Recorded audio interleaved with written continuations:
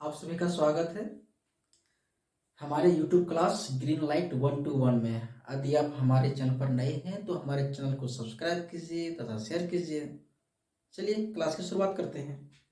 देखिए क्लास 7 का प्रश्नावली 1.3 5 क्वेश्चन मैंने पहले देख लिया था। अब आता है छठी क्वेश्चन में क्या था ना, इसका हिंट मैंने पिछले वीडियो में कर दिया था। पांचवें क्वेश्चन में क्या था कि किसी हिमीकरण प्रक्रिया में मतलब ठंडा करना है किसी कमरे को, ठीक है। तो कमरे का तापमान को 40 डिग्री सी से 5 डिग्री सी प्रति घंटे की दर से कम करने की आवश्यकता है, ठीक है। इस प्रक्रिया के शुरू होने के बाद यानी 10 घंटे के बाद कमरे का तापमान क्या होगा। क्वेश्चन आपके सामने है, देखिए कैसे बनेगा। सबसे पहले जान लीजिए क्या बोल रहा है ना कि कमरे का तापमान कितना है। देखिए इधर सबसे पहले लिख लीजिए कमरे का तापमान। कमरे का तापमान कितना दिया हुआ है 40 डिग्री सी। और पर घंटा देखिए इधर पर घंटा कितना कम हो रहा है, तो पर घंटा -4 डिग्री से कम करना है, ठीक है। मैं नहीं है तो 10 घंटे के बाद कमरे का तापमान कितना हो जाएगा। देखिए चूंकि देखिए एक घंटे में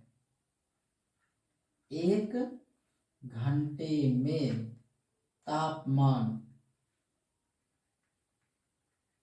कितना कम होता है, तो -4 डिग्री से कम होता है,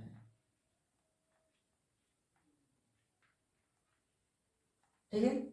इसलिए कितना घंटा बोल रहा है कि 10 घंटे तक जाएगा, तो 10 घंटे 5 डिग्री से कम होता है, माफ कीजिएगा बुक में 5 डिग्री है, ठीक है। तो 10 घंटे में तापमान कितना हो जाएगा, देखिए -5 गुनी 10 घंटा चलेगा, ठीक है।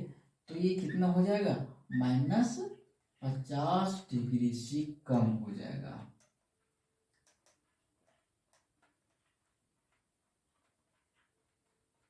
ठीक है। -50 डिग्री से कम हो जाएगा, जबकि कमरे का तापमान कितना है 40 डिग्री से। अब कमरे का तापमान 10 घंटे बाद कमरे का तापमान, ठीक है। देखिए इधर 10 घंटे बाद कमरे का तापमान कितना हो जाएगा।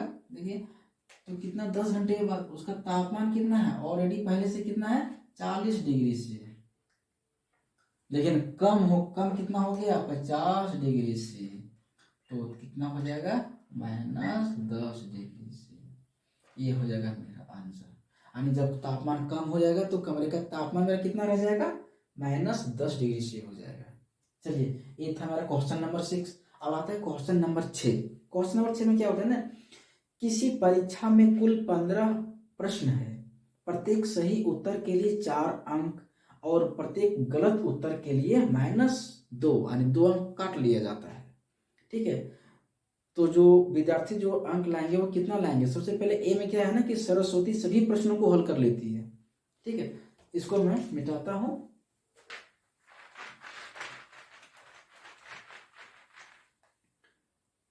प्रश्न नंबर A7 देख लेते हैं, ठीक है। साथ में क्या बोला है ना, सरस्वती क्या करती है सभी प्रश्नों को हल करती है, और हल करने के बाद क्या होता है कि उसका केवल 9 सही होता है। सभी प्रश्न हल करती है लेकिन 9 सही होता है, तो कुल कितना अंक प्राप्त होता है। देखिए सही कितना हो गया, सही कितना हो गया 9 प्रश्न, प्राप्त अंक कितना हो जाएगा, प्राप्त अंक कितना हो जाता है, देखिए 9 गुनी 4, एक अंक के लिए 4 अंक दिया जाता है, तो 9 प्रश्न के लिए कितना हो जाएगा, 9 प्रश्न के लिए ये मेरा 36 अंक हो जाएगा, ठीक है। ये मेरा 36 अंक हो गया। अब क्या होता है ना कि टोटल प्रश्न था मेरा कितना 15 प्रश्न था। अब 15 प्रश्न में 9 सही हुआ तो गलत कितना हो गया, देखिए इधर गलत गलत प्रश्न कितना हो गया? तो गलत प्रश्न 9 प्रश्न सही किए, 15 प्रश्न में 6 प्रश्न गलत हो गया, 6 प्रश्न गलत हो गया। और 6 प्रश्न जब गलत हो गया तो इसका ऋणात्मक भी ना कट रहा है 2 अंक, तो काटे गए अंक। अब यहाँ लिखना है हमको काटे गए अंक, काटे गए अंक कितना हो जाएगा? 6 प्रश्न गलत था और प्रत्येक प्रश्न पर 2 अंक काट लिया, तो काट लिया कितना अंक? 12 अंक। लिखेंगे कुल प्राप्त अंक, कुल किसका? कुल प्राप्त अंक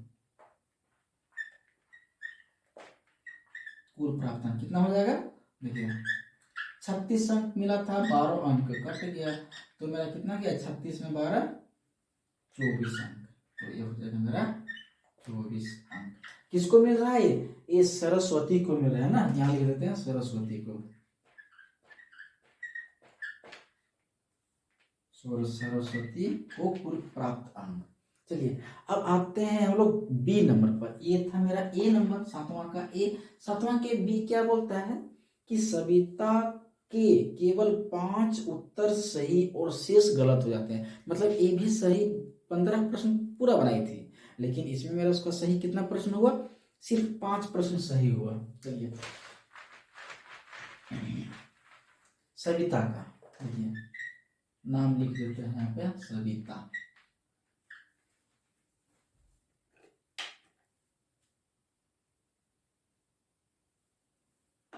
ठीक है, सविता का कितना हुआ? देखिए केवल 5 उत्तर सही होता है, सही प्रश्न कितना? 5। तो कुल प्राप्त अंक कितना हो जाएगा? कुल नहीं, अब इसी प्राप्त अंक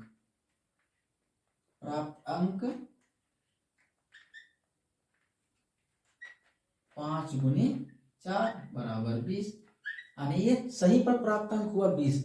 अब गलत प्रश्न कितना हो गया? देखिए गलत प्रश्न 10 हो ना, 15 प्रश्न था, 5 वो सही, 10 में 10 गलत हो गया, तो गलत प्रश्न 10 हो गया। काटे गए अंक,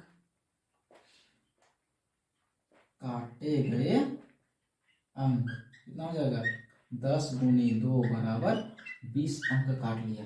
कुल प्राप्त अंक किसका? सविता को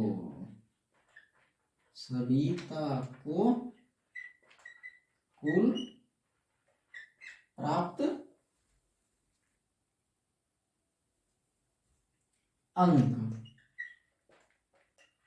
कितना हो जाएगा? देखिए 20 प्रश्न मिला और 20 प्रश्न क्या हो गया? उसका कट भी, यानी गलत प्रश्न पर 20 अंक कट भी गया, तो इसका अंक मिला 0। तो ये मेरा हो जाएगा आंसर। ठीक है, अब अगला प्रश्न के लिए अब अगले वीडियो में आएगा, तब तक के लिए जय हिंद।